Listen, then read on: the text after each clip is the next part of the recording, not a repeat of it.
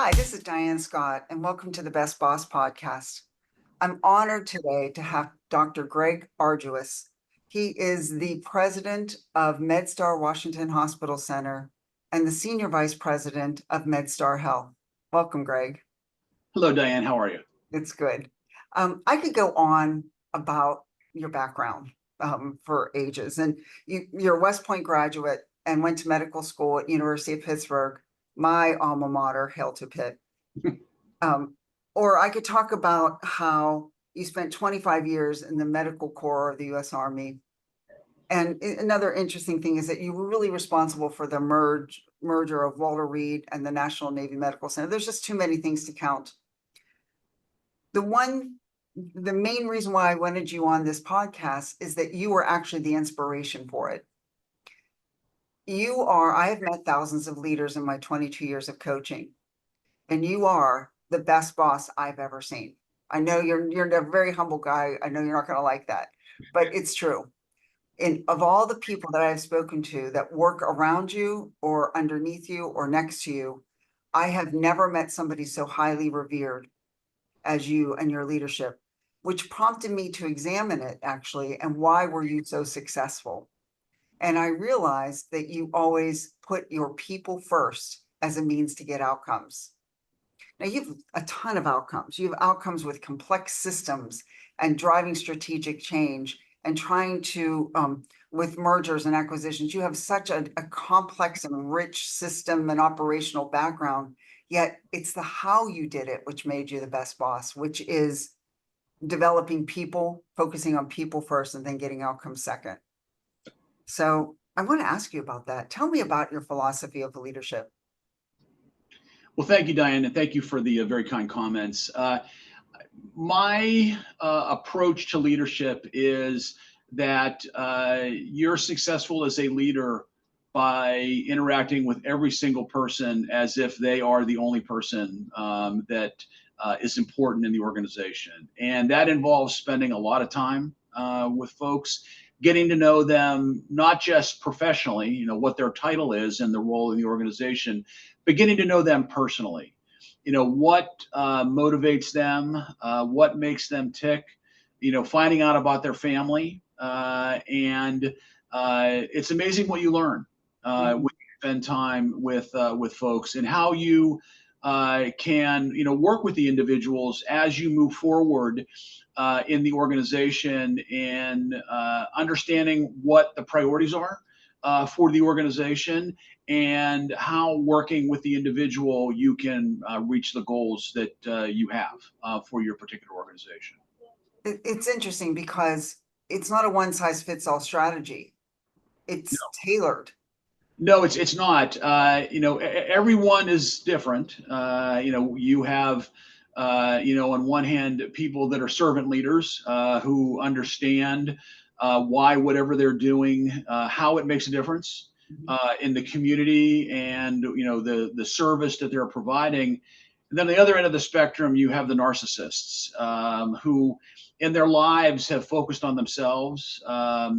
They may have been catered to their entire life, and they haven't been asked, or haven't had a situation where they've had to, recognize that it's not all about them. It's about what they can do as part of a team for the greater good. And obviously, the approach to those two types of individuals at the extremes will be different. And how you energize the servant leader versus how you energize the narcissist at the two ends will be different. Will require more time with one versus the other. But as long as you have that common North Star, and in healthcare, it's the patient. And what are we doing as it relates to patient outcomes, providing the highest quality and safest care, providing the best experience we can for patients and families, you're never wrong. Because if you keep that as your North Star, it's easy to focus on what the priorities are. So was this natural to you, or did you learn how to do this? Like, how did you come up with this way of approaching being a leader? One of the things about being in the military is that you're provided opportunities for leadership at a relatively junior age, compared to what you would see in the outside. And I was provided that right away. I graduated from my fellowship in 1994 in pulmonary and critical care medicine. And by 1998, I was the program director for the internal medicine residency at Walter Reed Army Medical Center. That's the largest training program in the military, and we would have between 50 and 60 trainees a year.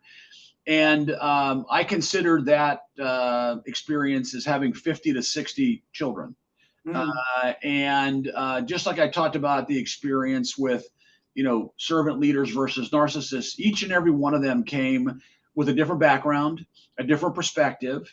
And it was in working with them, learners, people that, just out of medical school, who it was my responsibility to shape into internal medicine trained physicians by the end of that 36 months, that it took much, much more time than I thought it was going to initially. And it was in that setting where I learned the value of the individual on being able to reach that greater good. I had largely been in training before that, college, medical school, and then my residency and fellowship. So you're not really in positions like that until you're a staff physician. And my experience there in working with the residents allowed me to recognize the importance of the individuals. And importantly, I mentioned my specialty is pulmonary and critical care medicine. It was my experiences in the ICU. mm, In the ICU, outcomes are not based on how good the attending physician is. It's based on how the team mm, that's collaborates huge. together. And here at the hospital center, we talk about one team, and that really came from my experience. Excuse me, in the ICU when I was leading rounds. We would hear from every person that was involved in the care of that patient: intern, resident, fellow, nurse, respiratory therapist, nutritionist, pharmacist, everyone who had a perspective, because the perspectives could be completely different, Mhm. but were critical to us getting that best outcome for the patient. And that is recovery from their critical illness and then moving on to the next phase of whatever they needed. And now that you have all this complexity, the complexity with operations, the change management, all this complexity, and you have these outcomes that are daunting. Okay, some of them significantly daunting. So the approach, tell me if I get this right, is to figure out the members of the team and how they can get you, by achieving their potential, how they can get you those outcomes. It's not the outcome first, it's the people first. Yeah, I mean, healthcare is complicated. And that was what I heard from our team whenever I first became president. There are too many metrics. What's Mm, really important? Do you want us to do this? Do you want us to do that? And that's when I came up with my 3 priorities for the organization: provide the highest quality and safest care, provide the best patient experience, and be the best place to work.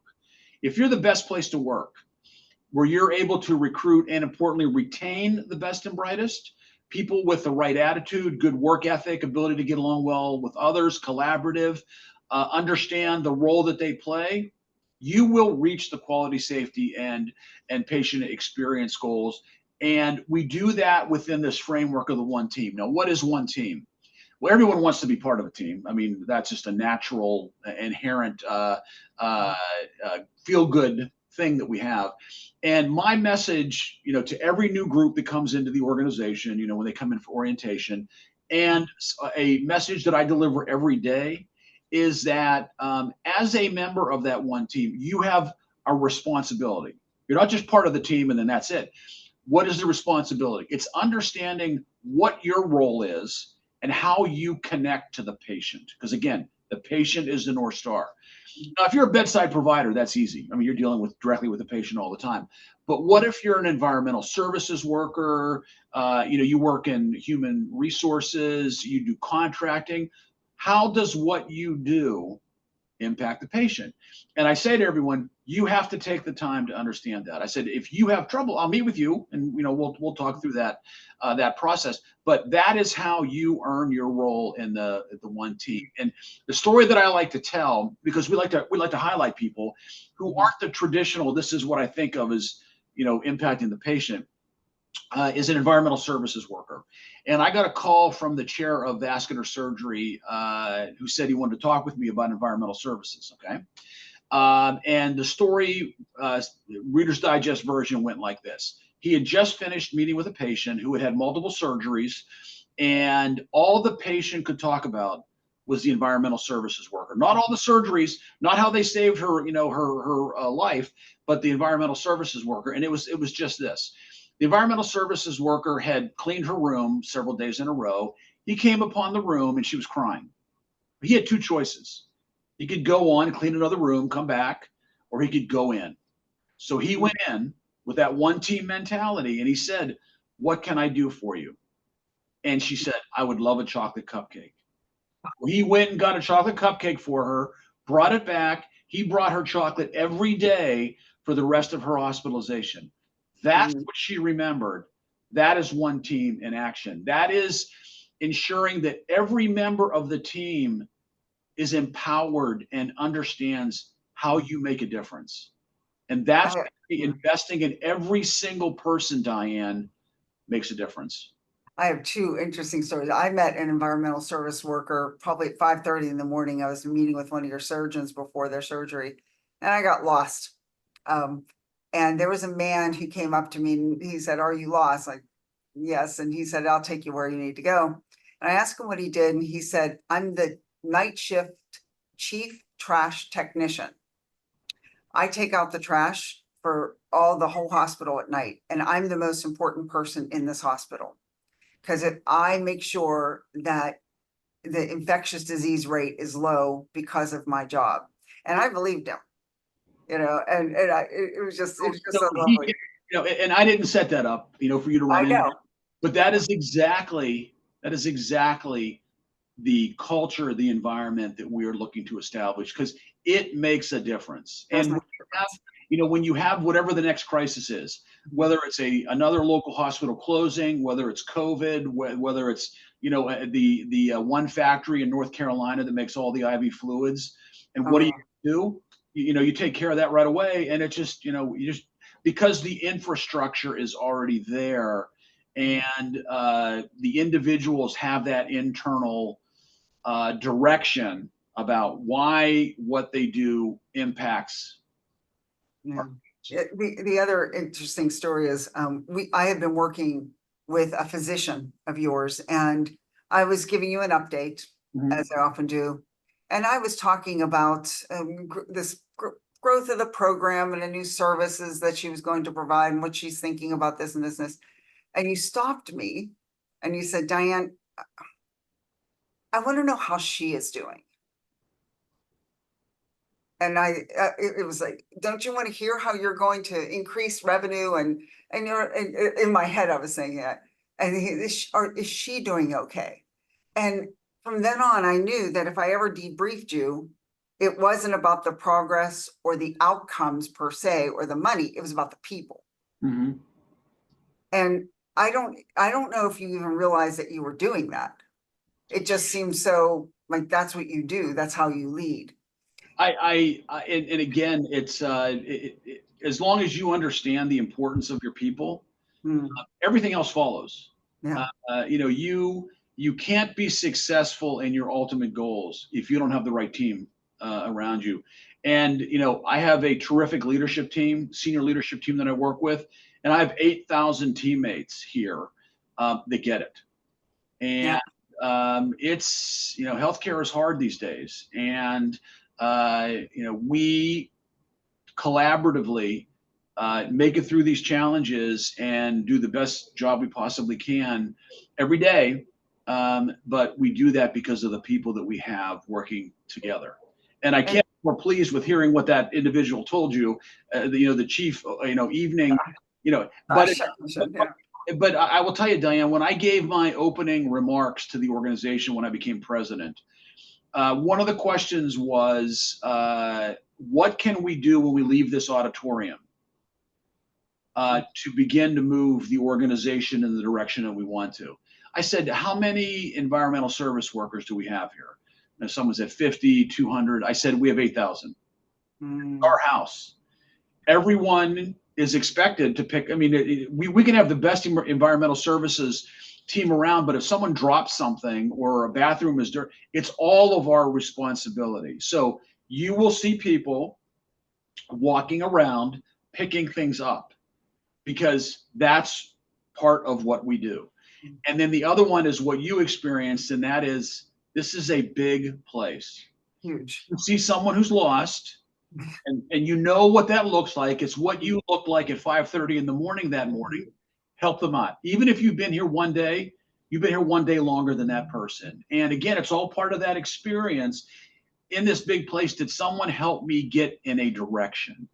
So that person did exactly what we asked them to do. And that's how you establish that environment of friendliness and not just this big sterile building that has 8,000 people that work in it and does, all that we do here from a care standpoint. Any thoughts, final thoughts on leadership or even what you like your legacy to be? I think I'd like my legacy to be that he was always true to his commitment to our patients and to our people. Because if you get nothing else right, you'll be successful as an organization and as a leader, particularly in healthcare, because there are a lot of competing priorities. Like you said, when you were giving me a briefing on how one of my folks was doing, and I asked how they're doing.